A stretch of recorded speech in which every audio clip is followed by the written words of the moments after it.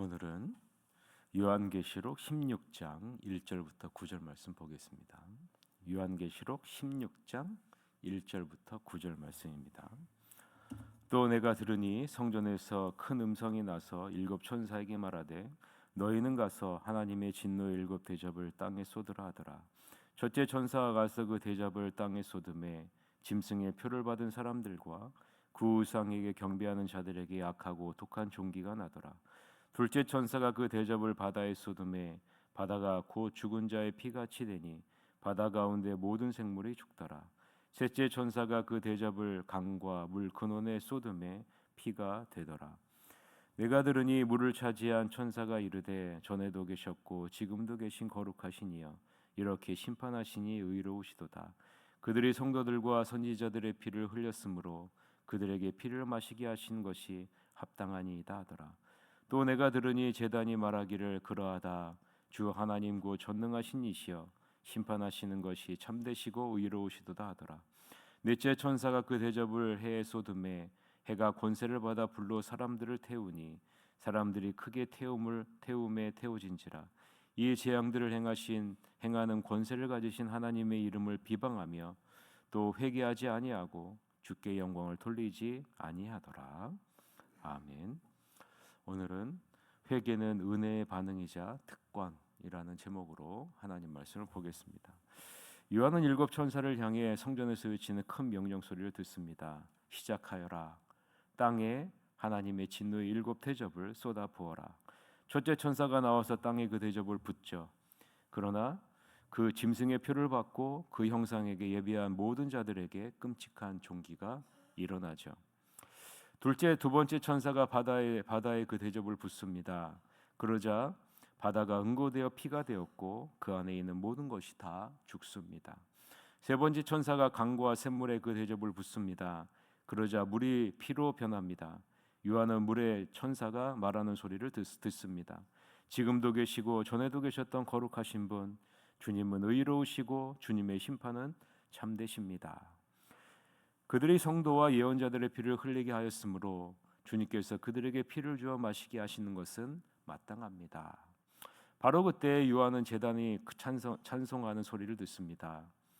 제단이 찬송하는 소리를 듣죠. 그렇습니다. 오 주권자이신 하나님, 주님의 심판은 참되고 정의로우십니다. 네 번째 천사가 태양에 그 대접을 붓습니다. 그러자 태양에서 불이 뿜어져 나와 사람들을 그슬릅니다. 불의 살이 그슬린 그들은 이 재앙 뒤에 계신 하나님의 이름을 저주합니다. 그들은 회개하기를 거부하고 하나님 높이기를 거부했다라는 것이 오늘 본문의 내용 관찰입니다. 여러분들도 반드시 여러분의 눈으로 여러분의 언어로 내용 관찰을 하시고 묵상을 하셔야 돼요. 설교 말씀만 듣고 끝나면 절대로 안 됩니다. 요한계시록 16장은 앞장 요한계시록 15장에서 예고된 일곱 대접 재앙이 땅에 시행되는 것을 보여주죠. 16장에 나오는 일곱 대접의 재앙을 보면서 우리는 무엇을 연상합니까? 오늘 본문을 읽으면서 여러분 무엇이 연상되어야 돼요? 하나님이 이스라엘 백성들을 애굽에서 이끌어내실 때 애굽에서 내렸던 재앙이 연상되셔야 됩니다. 왜냐하면 출애굽기 7장부터 10장의 내용과 오늘 요한계시록 16장의 내용이 매우 유사하기 때문입니다. 또한 일곱 대접 재앙은 요한계시록 8장서부터 9장에 나오는 일곱 나팔 재앙과 상당한 일치점을 가지고 있습니다. 처음 네 개의 대접은요, 처음 네 개의 나팔 재앙과 같은 영역에 속하기 때문입니다. 땅, 바다, 강과 물의 근원, 해에 대한 재앙이 바로 여기에 해당하죠. 한번 들어보세요. 요한계시록 앞으로 넘겨보세요. 요한계시록 8장 7절서부터 12절 말씀, 나팔 재앙인데 우리가 살펴본 말씀이죠. 우리가 같이 한번 읽어봅시다. 요한계시록 8장 7절부터 12절 말씀 시작.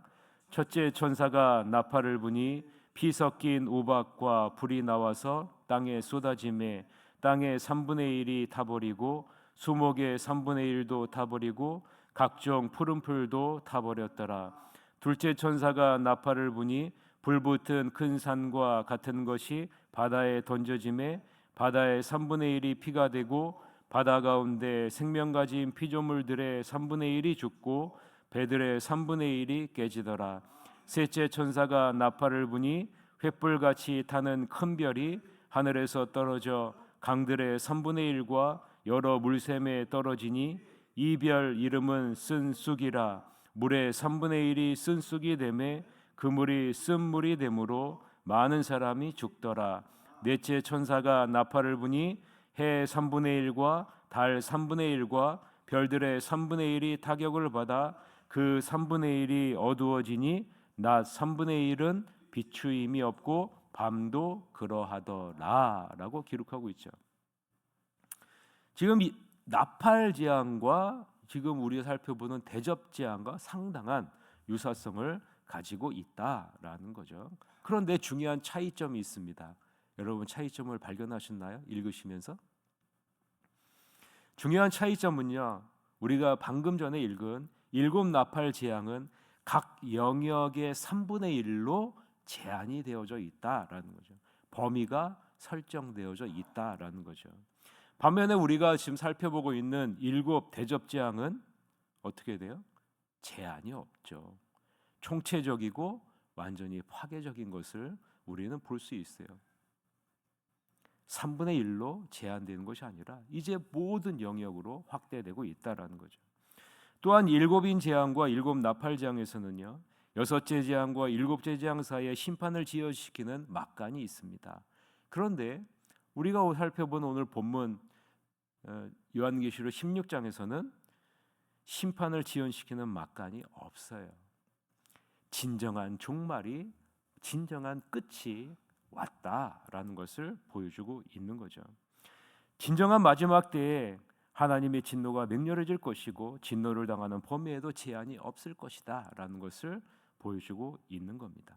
이러한 관점으로 오늘 본문을 보시면 여러분이 이해하는 데 도움이 되실 겁니다.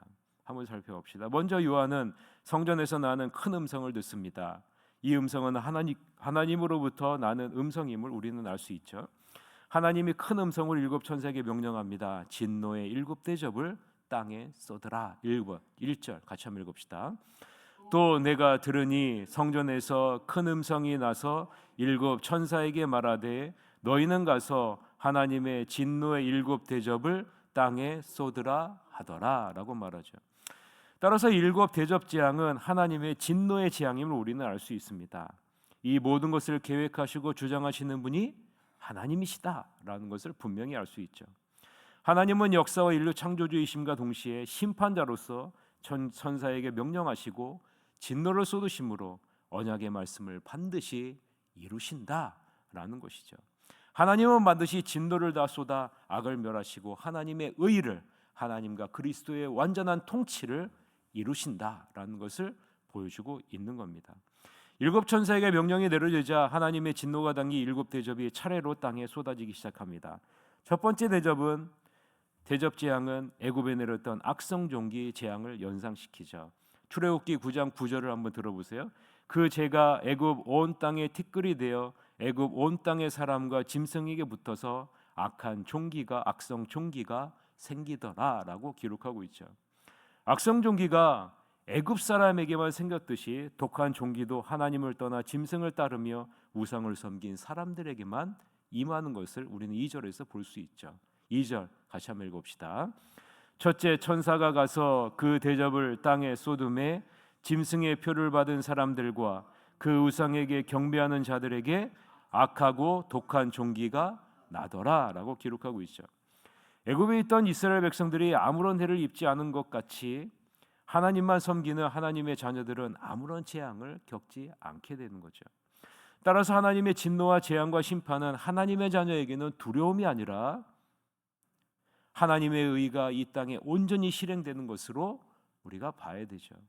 기쁨으로 기대하고 바라고 고대하던 그것이 하나님의 재앙과 심판이다라는 거예요. 그것이 하나님의 자녀에게 있어서는 기쁨이고 고대하던 것이다라는 거죠. 신실하게 하나님의 말씀과 예수님의 믿음을 지킨 자들은 이 심판과 관계가 없다는 겁니다. 따라서 짐승의 표를 받고 우상을 섬기는 자들에게는 이 책이 공포스러운 책이지만 하나님의 자녀에게 요한계시록이라는 이 책은 환난을 이길 수 있는 용기를 가져다주는 소망의 책이다라는 거죠. 그래서 요한계시록 마지막에 뭐라고 마무리합니까? 요한계시록 왜 마지막에 뭐라고 마무리해요? 주 예수여 오시옵소서. 주 예수여 오시옵소서. 요한계시록 22장 20절서부터 21절 이렇게 기록되어 있죠. 이것들을 증언하신 이가 이르시되 내가 진실로 속히 오리라 하시거늘 아멘. 주 예수여 오시옵소서. 주 예수의 은혜가 모든 자들에게 있을지어다. 아멘.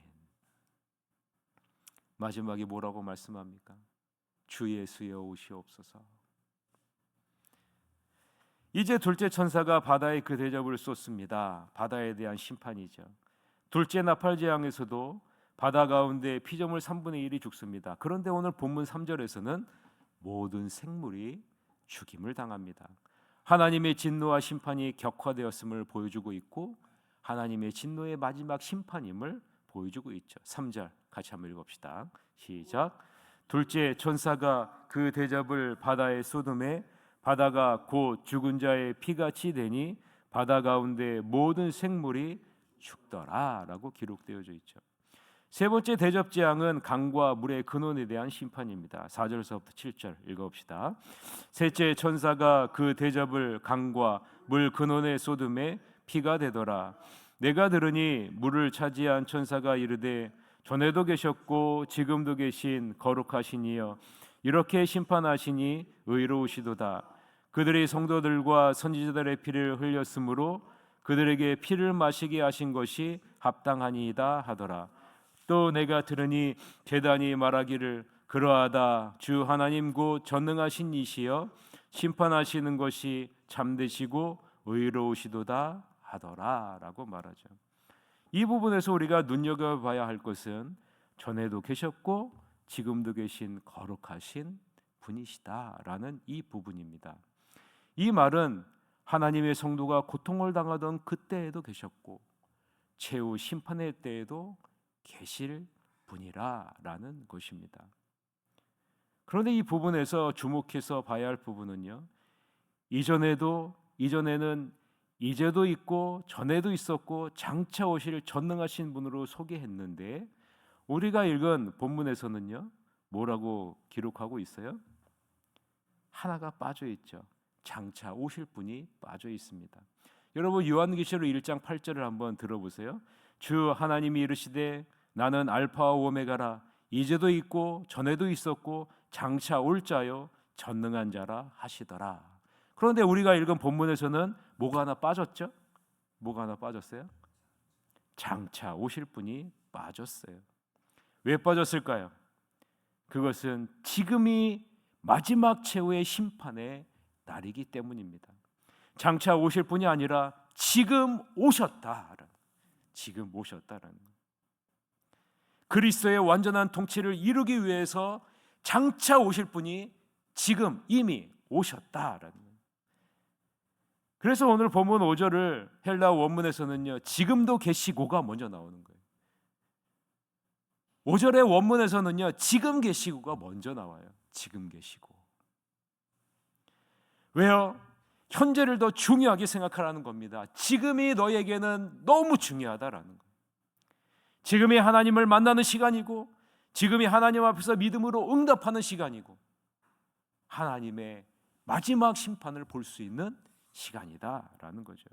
다른 말로 하면 과거에 얽매이지 말라라는 거예요.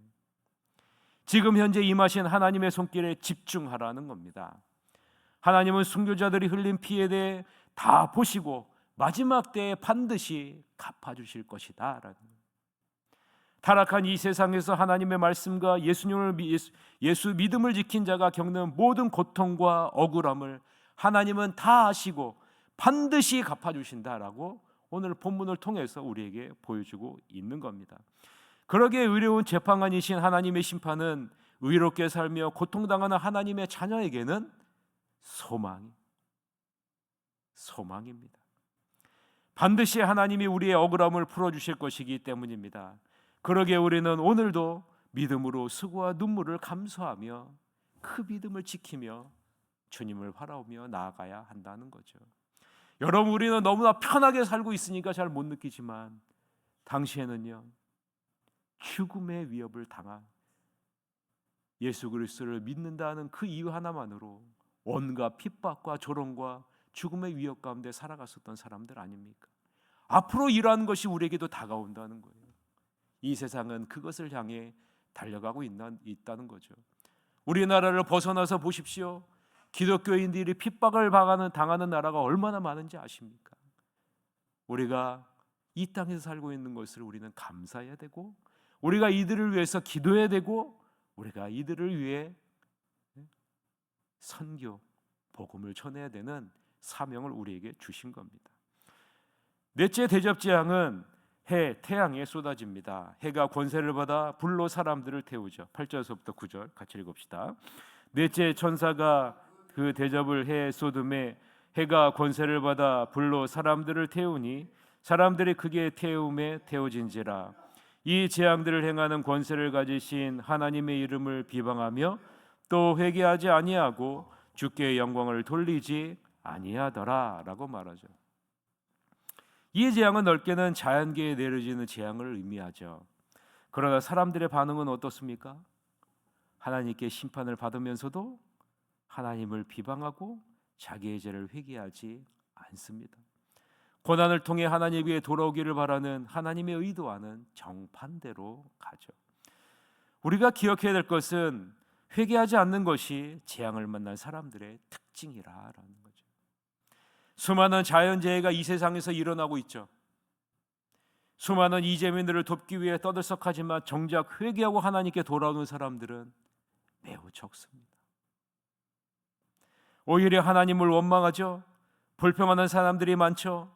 이것이 마지막 때에 갈수록 두드러진 현상이 될 것이다라고 성경에서 지금 말하고 있는 겁니다. 고난이 모든 이에게 유익이 아니라라는 겁니다. 고난을 통해 자신의 연약함과 죄를 깨닫고 회개함으로 하나님을 가까이 하고 주의 율례를 배울 수 있는 자들에게만 유익이 있는 거죠. 시편 119편 71절에 보면 뭐라고 얘기합니까? 우리가 다 외우고 있는 말씀 아닙니까? 고난 당하는 것이 내게 유익이라. 이로 말미암아 내가 주의 율례들을 배우게 되었나이다. 고난 당한 것이 내게 유익이라. 여러분, 고난이 하나님의 자녀에게만 유익이에요. 다른 사람들은요 더 강팍해진다는 거예요. 더 하나님을 부인하고, 더 하나님을 대적하고, 더 하나님을 원망하고 하나님을 부인하는 자리로 나아가게 된다는 거죠. 따라서 하나님의 자녀에게는요 유익이 아닌 것이 없다라는 거예요. 그리고 우리가 당하는 억울함과 고난과 역경을 하나님께서 다 보시고 하나님은 마지막 때에 다 갚아주신다라는 것입니다. 그러기에 매일매일 주어지는 하루하루를 우리는 어떤 시각으로 바라봐야 됩니까? 감사하는 시각으로 바라봐야 되고 기쁨으로, 소망의 시간으로 바라보아야 한다는 것입니다. 왜요? 주님이 다 보고 계시고 주님이 영광을 받으시고 또 갚아주시기 때문입니다. 사단의 세력에 속한 자들은 끝까지 회개하지 않고 완악함을 보이죠. 반면에 하나님께 속한 백성은 징계를 통해 돌이키고 하나님께 영광을 돌립니다. 여러분, 잊지 마십시오. 회개는 하나님이 베푸신 은혜에 대한 반응이라는 것. 회개할 수 있는 것이 놀라운 특권이요 축복이라는 것. 여러분, 이것을 잊지 마십시오. 회개는 오직 하나님의 백성에게만 주어지는 놀라운 특권입니다. 이 사실을 잊지 마시고 오늘도 마음을 돌이켜 주님 앞에 서서 회개로 영광을 돌리는 복된 삶을 살아내시는 여러분이 되시기를 주님의 이름으로 간절히 축원합니다. 기도하시겠습니다. 아버지 하나님,